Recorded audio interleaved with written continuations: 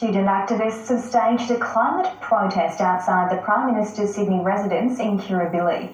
The student-led strikes took place in cities, suburbs and towns across Australia as part of a global day demanding climate change action. A student assembly with a difference. It was so scary seeing the recent floods on the news, and I still remember having to wear masks during the bushfires because of the air quality. Hundreds of protesters of all ages marched toward Kirribilli House, rising in numbers and volume. Students were joined by union members, workers and First Nation communities. The Australian people demand better! Vote for our futures at the coming federal election!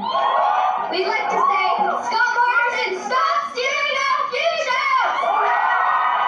Our message to them is, as a government, we've taken the challenge of climate change seriously. The Prime Minister insists students may not be aware of where Australia sits on the global climate change scale. I think it's important as young people are growing up and have an understandable keen interest in this issue because it affects their futures.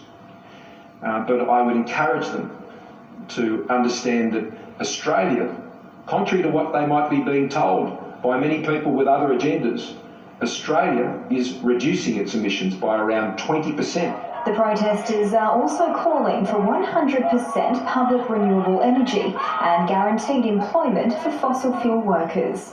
Students and staff won't be penalised for taking part on a school day after collecting more than 1,500 signatures to support their cause.